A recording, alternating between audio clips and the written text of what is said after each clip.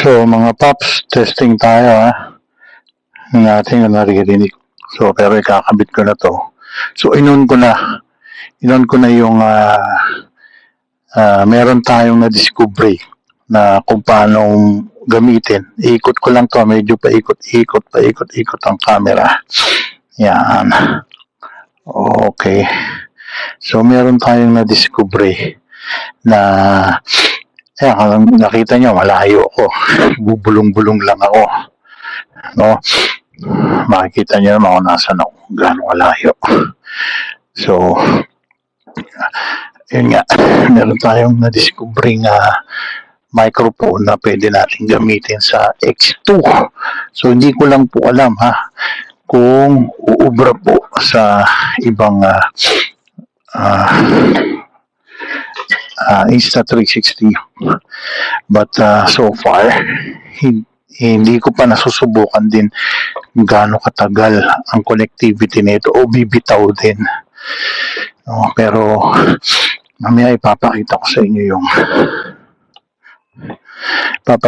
inyo kung ano yung klaseng camera. At 900 pesos lang po ito ng microphone, at the same time Bluetooth na communicator. Pwede po siyang i-connect sa phone para maging communicating device, Bluetooth helmet. So ito siya. Yan. Alam nyo na ba kung anong brand to? Mamaya painit muna natin yung motor. Hindi ko alam kung nakakabit pa rin, no? Pero nagre-record yung bababa ko yan. Binaba ko yung helmet. Start natin. So, maririnig nyo pa ako, no? Maingay na yung motor. So, tignan natin hanggang doon sa bahay ng nanay ko kung hindi siya bibitaw sa connection ng microphone. So, ayan po. At pagka okay, ayan, pwede nyo magamit at napakagandang discovery. Kaya, napakagandang kasi bilhin nyo ito yung mga manufacturer ng say na napakamamahal, yung Cardo na napakamamahal, meron po ko yan. Kinukulik ko yan simula pa lang doon sa 1R ko. Nagkukulik siya, pero paglabas ng video, chipmunk yung dating. Hindi siya maayos yung clear. Hindi katulad nito, nasubukan ko nung isang araw, no? Ewan ko lang ngayon kung bibigay, kasi nasubukan ko lang ng mga alas na tayo. Nasubukan ko lang ng minutes. Na-discover namin ng anak ko, si Maui. So, na-discover namin, gumana at normal po yung voice natin during the usage of this microphone. And hindi ko lang sure kung bibitaw, pero kung hindi ito bumitaw hanggang mamaya, yun na po, okay na. Pasok na po tayo, yung mga users ng Insta360 X2. Hindi ko pa nasusubukan sa X3 ito pa lang X2 ito. At siguro kung uubra, kasi same outcome din dun sa sa Cardo kinonect ko tsaka sa Singing. Nag-connect din, tapos nag-chipmunk na yung dating yung boses ko. Nag-play siya pero chipmunk. Ay hindi rin nagtatagal. So ito na yung sagot natin para magkaroon ng microphone at the same time at Bluetooth helmet communicator. So pag may tumawag, pwede, kung hindi po nakakabit sa Insta360 kasi ngayon nakakonect. So yun ang usage ngayon ito as a microphone, Bluetooth microphone. Ngayon pag hindi nakakonect tong itong communicator, pwede nyo siyang i-serve as phone or music, pang music. Ano to? Ito yung bone conduction ba yung tawag? Wala siyang mga wiring. Nakadikit lang siya sa... meron lang itong communicator at microphone. Wala siyang mga wire papunta sa tenga, yung mga gano'n. Kundi, ano siya, bone conduction. Yun, tama ba yung sinabi ko? Bone conduction, bone conductor. Parang yun, gumagapag yung tunog sa helmet mo pag nakadikit to. So ayan, continuous recording pa rin tayo. Nagbiblink dito, no? Ewan ko kung naririnig pa rin tayo mamaya sa output ng after recording natin, ipopost natin. So, doon nga pala doon sa mga hindi pa nakaka-follow, pa-follow na lang po. At subscribe na rin, pareho rin po, YouTube channel, Hyperscoot22, TikTok, Hyperscoot22, Facebook page, Hyperscoot22 rin po.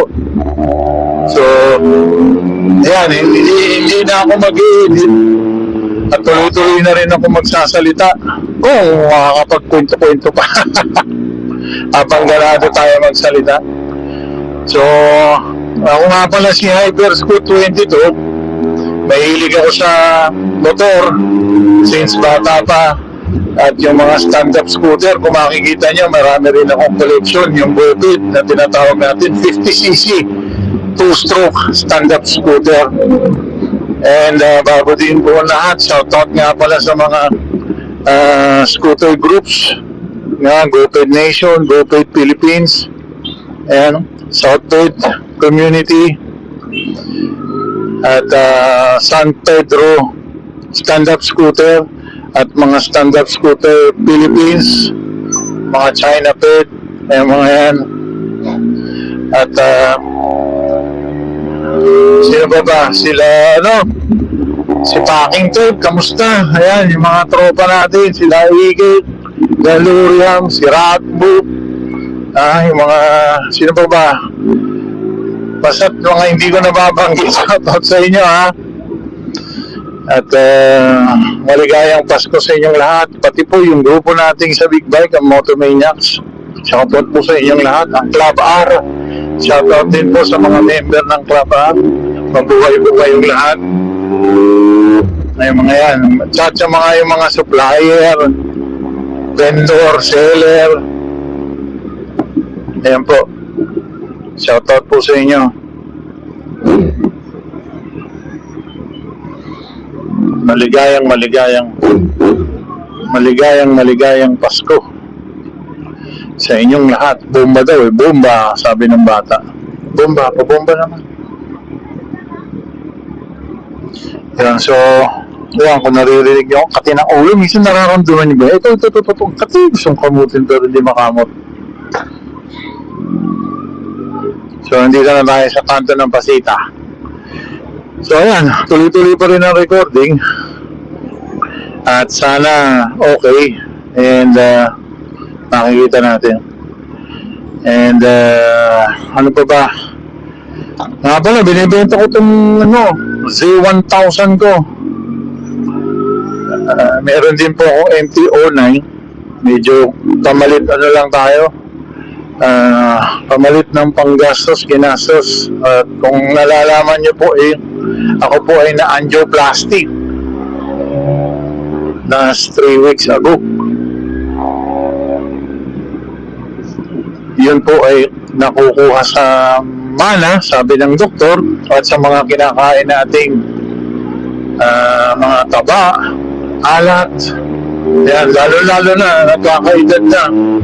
Ayan, kaya kayong mga bata dyan, at pati na rin ang mga matatanda, iwas din po tayo sa mga kinakain natin, at palagi din po tayo nagpapacheck up. Yun po yung tinatawag nating bigla na lang tayo naka-cardiac o ina-atake, di ba? Cardiac arrest.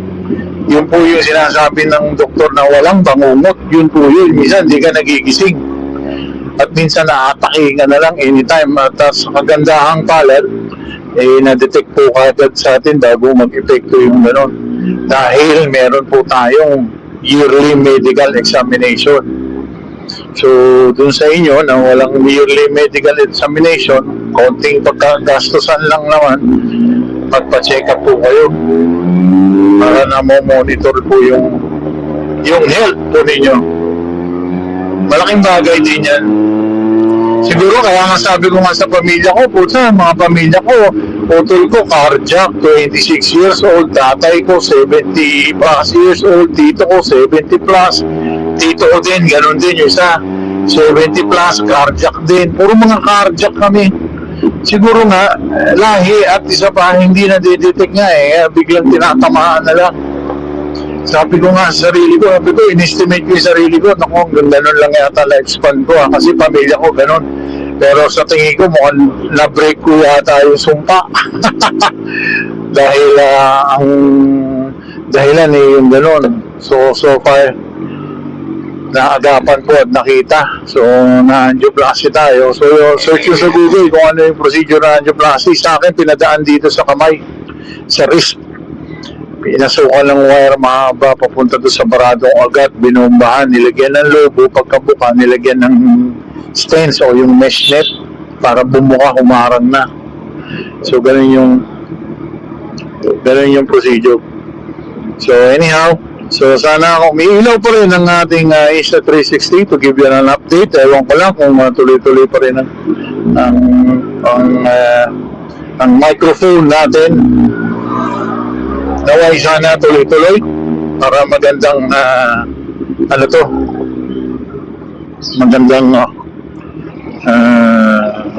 tuklasan at napakamura itong nakita nating Insta360 microphone. So magandang klase din dahil ang mura lang to, 999 lang, napakamura at pwede siyang gawing helmet communicator pag may tatawag. So madaming bumiyahe niya, masarap bumiyahe. Bata.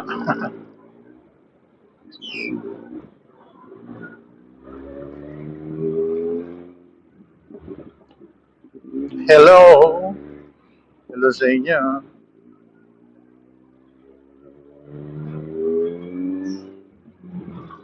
Okay.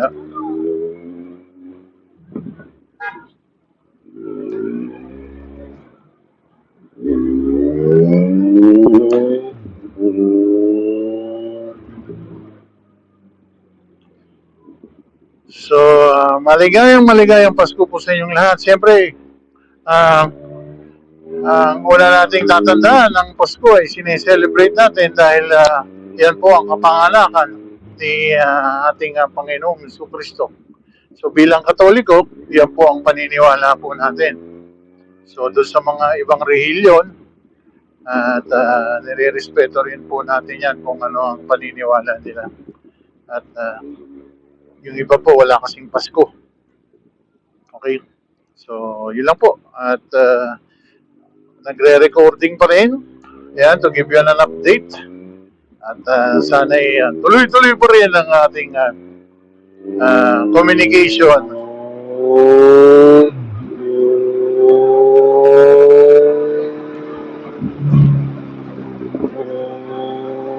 Papunta po tayo doon sa ating bahay ni nanay. Aabot tayo ng konting ayuda. No? So doon sa mga nakikinig at nanonood, alalahanin niyo po rin ang inyong mga magulang. No? Naway, huwag niyo silang pababayaan. Hindi porket na malalaki at may kanya-kanya na kayong pamilya, ikakalimutan nyo na. Marami po sa ating ganun yan. Lalong-lalo na yung mga magulang yung walang inaasahang iba at walang pinagkakakitaan. Yan. Babalikan nyo po sila at susuportahan. Tandaan nyo, yun yung sinasabi nilang, ewan ko, yung mga iba, malalaki na kayo, kanya-kanya na tayo, pinalagi lang tayo ng mga magulang natin at pagkatapos kanya-kanya na, hindi iba tayong pananaw. Ako'y hindi. Aalagaan ko ang aking magulang hanggat kaya ko. Hindi natin pababayaan yan. At naway, sana ganun din po kayo. 876-54321. Okay, kamay. Sa mga rider, dami.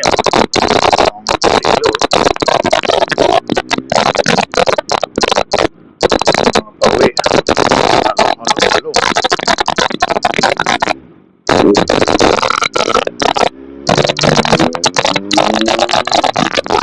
Alright, so nandito na tayo malapit sa ating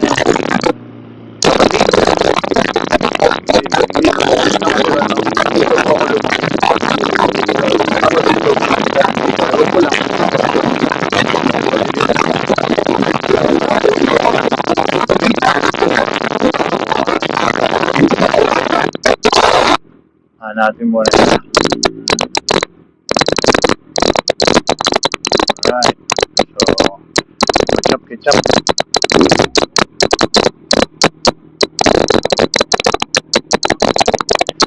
What's up, ketchup?